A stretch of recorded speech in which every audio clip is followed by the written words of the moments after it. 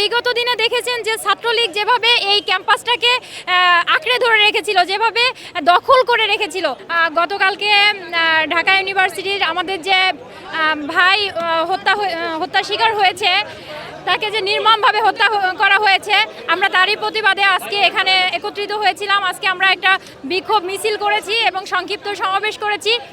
আমরা এই হত্যার ঘটনাকে কেন্দ্র করে যে অনাকাঙ্ক্ষিত একটা হত্যা ঘটনা হয়েছে, এটাকে কেন্দ্র করে যে একটা অস্থিতিকর পরিস্থিতি সৃষ্টি হয়েছে, আমরা এটা আর কখনো দেখতে চাই না। আমরা এই হত্যার বিচার চাই, হত্যার সাথে জড়িত সংশ্লিষ্ট সকলের বিচার চাই। এবং আপনারা সবাই দেখতে পাচ্ছেন গতকাল থেকে সাধারণ ছাত্রছাত্রীদের ভিতর যে একটা অনাস্থার একটা প্রকাশ এসেছে ঢাকা ইউনিভার্সিটির প্রক্টর ভিসির উপর।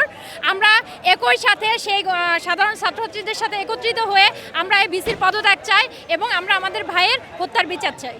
আপনারা সবাই জানেন ঢাকা ইউনিভার্সিটিতে এরকম একটা হত্যাকাণ্ড হবে এটা কেউ আশা করে না। অন্তত একটা নিরাপদ জায়গা মনে করতো, এবং যে অবস্থানটা এখন সৃষ্টি হয়েছে, যেখানে আমরা চলাচলের বা আমাদের সাধারণ যে ছাত্রছাত্রীরা আছে তারা চলাচলের কোনো নিরাপত্তা নাই। আমরা এটা একটা কঠোর বিচার চাই, যে বিচার পরবর্তী একটা নিয়ম চাই, যেটার জন্য কখনো যাতে এরকম ধরনের হত্যাকাণ্ড কেউ ঘটানোর সুযোগ না পায় বা সাহস না পায়। আপনারা বিগত দিনে দেখেছেন যে ছাত্রলীগ যেভাবে এই ক্যাম্পাসটাকে আঁকড়ে ধরে রেখেছিল, যেভাবে দখল করে রেখেছিল। 5ই আগস্ট পরবর্তী সময়ে কিছু চলে গেছে এবং ওই ছাত্রলীগের যে দোসররা তারা এখনও ক্যাম্পাসে অবস্থান করছে, বিভিন্ন হলে অবস্থান করছে, বিভিন্ন জায়গায় অবস্থান করছে।